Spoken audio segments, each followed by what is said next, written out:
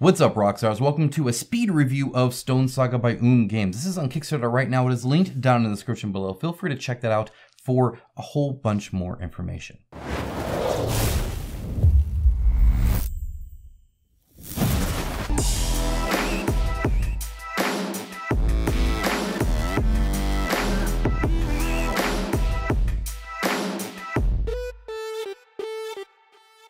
All right, I'm going to get right into it. Again, we're going to try and keep things snappy here. I'm not going to take up too much of your time. One thing that I would say, this reminds me of a lot that you guys might know if you're around the age that I am, is a point-and-click adventure games. If you recall those from back in the day, playing those on your computer, this game actually reminds me a lot of those games from back then in a lot of ways. Let me kind of explain. First of all, there are a lot of mini games or various things you're doing, whether it's foraging, whether it's fishing, or doing any of those kind of activities, delving, all that kind of stuff plays kind of like the puzzles you would do or the little things you would have to do, turn the little gear here and use the item here and place these here, and then something happens. I get that sense a lot. Additionally, with this codex and with all of these cards, there is story everywhere, and it's very much an adventure type game as you explore and find new things and craft new tools. There are a ton of items that you'll be crafting, and those items all come in handy to do various things. And so you'll get something like, oh, now I can do this. Sometimes it'll even add things like delving that you didn't have before. So it very much gives me the same kind of feeling playing Stonesaga as I did for that. So if you did play video games way back in the day when what you could do is move a mouse and click on it, well, then this game might be for you if you enjoyed that. Definitely what I wanted to lead out with, because I think it was something that once it snapped in my head, I really understood. Now, I talked a little bit about the cards, talked a little bit about the codex here, and obviously you can see some really cool of these behemoth miniatures here. Of course, there's more. This is a prototype. What I will say is the world and lore are incredibly enjoyable. There's actually quite a bit to it, and it kind of exudes out of everything. Pretty much anything you're doing is crafting the story, whether indirectly by just doing your actions and getting the item, but even like as you craft the item, there's a little snippet of story there, like, oh, well, you combined this and that makes sense, or oh, maybe it didn't, and so you do this, or oh, okay, you went fishing and then this happened, or you got this one delving, or you came across the behemoth and you tried something and then you have to read about it, and all of these things kind of add up to really make an enjoyable experience, kind of diving into the world of Stonesaga, and there are some surprises. I'll talk about that towards the end. So I've kind of mentioned the word exploration and adventure, and really the sense that that provides is super strong. I can't stress it enough. Another thing it does is community as well. This game is designed to tell not the story of you as a person, though you do get to name your character, and it's important that you get to name things. You even get to name the behemoths. But it's very much community, whether it's all of you guys working together, every player, or whether it's just the fact that actually you start out with young characters who then grow old and then become legend as you try new characters. I'll be talking about trying new characters again a little bit later, but suffice it to say the idea of the community, especially through the story, it's constantly talking about your people and you guys trying to survive. It gives a great sense of purpose and satisfaction in what you do. Now, we're going to go into some specifics, but one thing to note as well is these cards here. I kind of talked a little bit about these. Essentially, you have these goals. That's what these cards are, and they're kind of like objectives. So you have kind of an open world experience where you can go around and kind of do your own thing, but these are kind of guiding you and moving you along. And if you take too long, there's another great thing, and that is stuff like the activity tracker and the unrest tracker. So every night you're kind of, or just by doing different things, you're gaining all of these activities, and during that you'll get certain thresholds, and eventually you get to read the, hey, you took too long kind of thing. So there's a constant sense of not just trying to survive, but of moving forward, of progressing, of keeping that good pace. It's very hard for a lot, I feel, of sandbox style games to have that kind of sense of urgency, right? Often they'll have you like place an objective token and then you can go dilly-dally for forever, doesn't matter. But the trackers and then the ability just that, you know, you have to survive as well, really make it to where you're kind of constantly going towards things, specifically actual goals. So that's really nice to have, and it guides the experience pretty good. Now, sadly, not everything is positive, though that's everything in life. Nothing is perfect. Everything has some issues, and I feel Stonesaga has a few as well that could at least be fine-tuned, but of course, all personal preference, like any review. So one of the things that really sells this game is crafting. It's something I love in video games. I love often in board games. I really enjoy making loot, making items, having items, doing things. The items are great. I've kind of already covered that. However, the way you craft is really, you're taking these little things and you're just kind of mashing them together. And then it's kind of this convoluted thing where you're trying to look at the colors and the order of them, because it then makes a number sequence that you look up. And when you look it up, I'm not going to flip through here. I actually took a picture of it. More often than not, what you're going to find is you made nothing. Now, there's a few issues to me for that. First of all, I feel it's wasted time, even with the little bit of story. Really, all that story is suggesting you to actually not goof up again.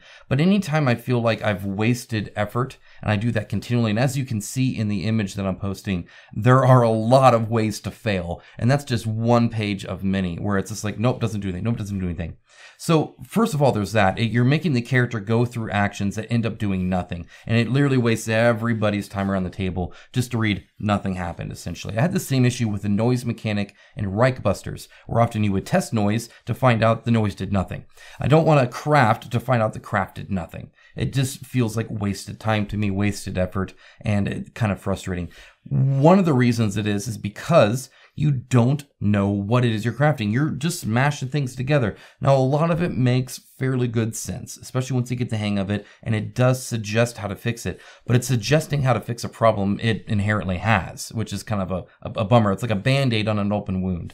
The issue is in future plays, when this comes out, I guarantee somebody will make a lovely list where you can say, I have wood and meat, or I don't know, whatever, right? It doesn't even matter what you have. Just whatever ingredients you have, materials you have, what can I make out of that? And you see the list, or just the whole list and see what you need to go get.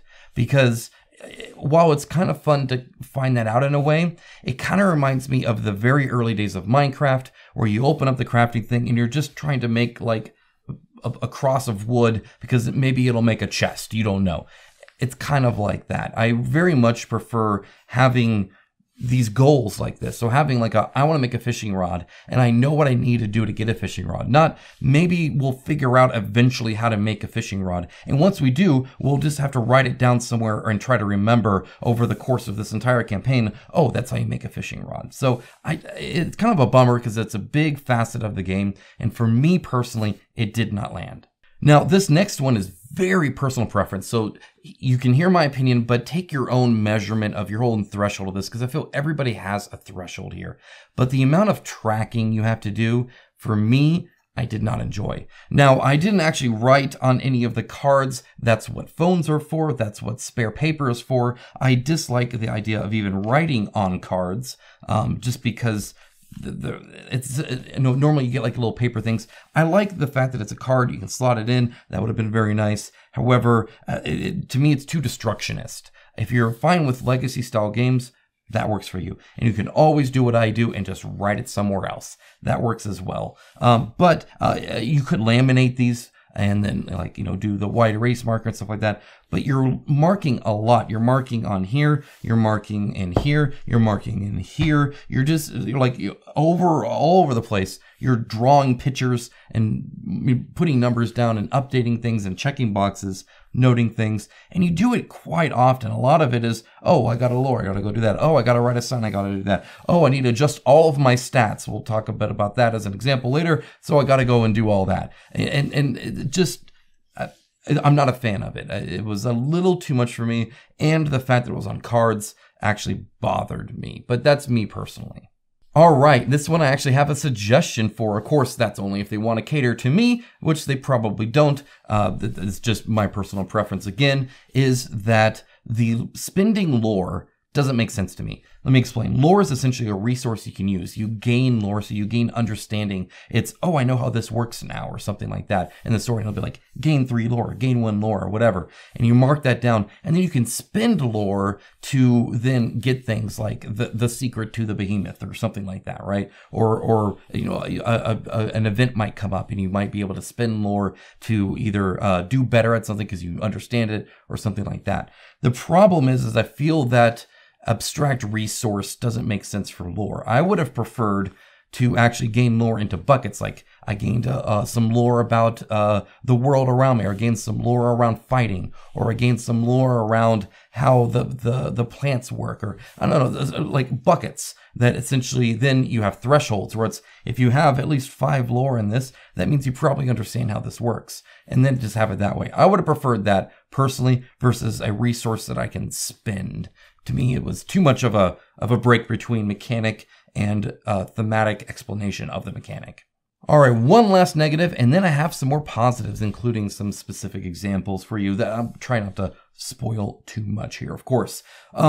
I don't actually like rolling for stats. Now, there is a safeguard if you roll really bad that you get to actually get a minimum, but some characters will inherently be better than others, and I'm fine with that too. I actually am, because I think this is almost, I view it kind of like a roguelike kind of thing. Like, oh, I got this little gimp character that's really strong in that and dumb everywhere else, or something like that, right? To me, that's kind of fun. I actually enjoy that. However, just the idea of rolling and then getting some number and then having to assign them out and figure it out, I feel like that'll make people focus on certain things. Like, oh, I always play this kind of character, or I always play that kind of character, or I didn't get any high stats, so I'm just going to feel dumb or whatever. I would have preferred a list of cards that you draw that have various stats already pre-made kind of characters, and then you have to pick between the two or something like that. So it's, okay, I got a guy that's either strong in that or strong in that. Well, I have this mantle here, and I really want to pursue this, and we have that legend available, so I'm going to pick this one, and then you go with that one. I would have preferred that over just random draw and then assign as depending on what you did. I'm also a really bad roller, so there's that too. Okay, one of the great things this has is character death. And I'm not just talking even like going off into legend, riding off into the sunset. I'm talking about getting smacked and dead by a predator or by a behemoth or any other number of dangerous things you'll be doing. Maybe you just starved to death. The point is you can die, but it's not player elimination. Instead, you just catalog the person. They are now legend, and you roll with a new person. And I do actually really like that. I think it's great because it allows you to die. It allows you to have, oh man, I have all of my stuff and I don't want to die. However, it's not the end of the world. You still get to move on. And so I think that's the best of both worlds. You get the gravity of death while also being able to then, you know, still play and not just be like, well, you guys have fun, I want to go home, or I'm going to go make a sandwich, or you guys play the rest of the game. None of that. You still get to stay at the table. Very, very nice. Okay, another thing is these behemoths. Now, they are neat, they are cool, and I actually like the size of them. They're not that much bigger than your characters, because it's all abstract, obviously. But between the basing and just the fact that they are still larger really does allow them to be kind of impressive, especially because when you read about them. And that's because these are not boss battles. Now, they might have all these different cards that look almost like a boss battler. It's not. Don't come in here thinking you're going to just like do some kind of epic boss fight thing like it's Kingdom Death Monster or Sworn or Townsfolk Tussle or anything like that. It's not like that. They are actually just more story elements. And I think that's great. It's a nice twist on it. It's not even something where you even necessarily have to fight them. And I really appreciate the choices you can make going towards them. And then also just how they affect the map once they start moving around and doing things. It really changes the map a lot. And I much prefer them being on the map than off. All right, now I'm going to end on replayability. But before I do that, I want to kind of give a small little tidbit here. One of the nice things about this, and I kind of alluded to it in the lore and stuff like that, is it's not just like, oh, it's the Ice Age. This is definitely a different world, and there are some very interesting things. I'll just leave it at that. Interesting things going on that I really do appreciate. You'll come across things that are very much not of, you know, Earth you know, like how you would think of it right now. If you go outside right now versus go out here, you're going to encounter different and new things. And some of those very much even marry the mechanics with the actual gameplay. Now, I'll give you a quick example. This is, I guess, a spoiler if you want to know nothing at all, but it's just one of many of just the prototype. Trust me, this is a drop in the bucket. So you can find yourself fighting a doppelganger, essentially another you, and you know, tussle and you fight it out or whatever, and you wake up and you're like, wait, which one's me? And then it has you re-roll your stats. And I think that's awesome. And that's a great example of many other things in this game and really what helps drive it forward. Why I actually kept being interested turn after turn, figuring out what's next because of stuff like that. It's not all like that love. It's just you follow the animal path, you come across a predator, that sort of, you know, story stuff. But when you get to interesting things like that, and then when the story has you interact with the mechanics of the game, I think that's awesome. I really, really, really do enjoy that. Definitely a fantastic little bit there. Now, one note, and I'm just noting this, I'm not actually putting it as a positive or a negative, but in case you couldn't tell, this is skill check heaven or hell, depending on how you look at it. If you are okay with that, if you like that, that's fine. I tend to want to have a little bit more. There is some resource management, there's that crafting, there's stuff like that. But for the most part, any given thing comes up, you roll dice, you check your number versus that, and you see if you won or lost, and that's it. So if you were asking for more than that, there's a tiny bit with like fishing and all those mini games there, but 90% of the time, that's what you're doing, is you're either reading something or rolling something, or both. Now, replayability. This is a tough one, actually. I think, obviously, you do not experience everything right off the bat, and that's just in this little short prototype here.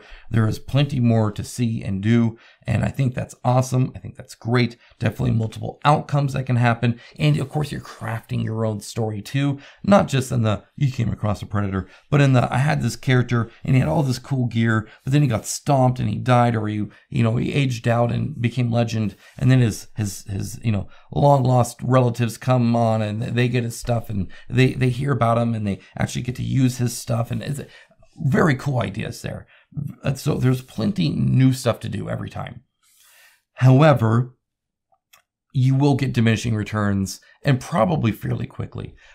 Those new things are super cool, but eventually you will be reading the same thing again. Eventually you will be going against the same behemoth again, and you already know the secret. You already know that this one likes blank, or this one is affected by this, or this one acts this way. You already know it. It's not new, and I don't know how many more. You could easily do 2. I think you could do 2. I could do 2.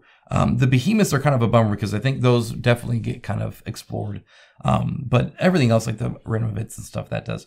But more than 2, I'm not so sure. It's definitely one of those games where you want to kind of experience it. And for a lot of you, that makes the writing on cards a lot better. You're going to get this game, you're going to play it a few times, you're going to enjoy it, and then you're going to shelf it and look at it and remember it fondly. If that's for you, then this game is probably for you. If that doesn't sound like something that you're interested in, kind of this really thematic, very interesting, mechanically simplistic, though there are a lot of rules to remember, maybe not. It all depends. You guys let me know in the comments below if you have any questions, of course. Again, it is linked down in the description below. Feel free to check it out for yourself. It's about to end, so stay tuned for that. And it's a huge success, by the way. I already made over $1 million. People love it. So that's my review of Stonesaga. Thanks. With that, take care, guys. Bye.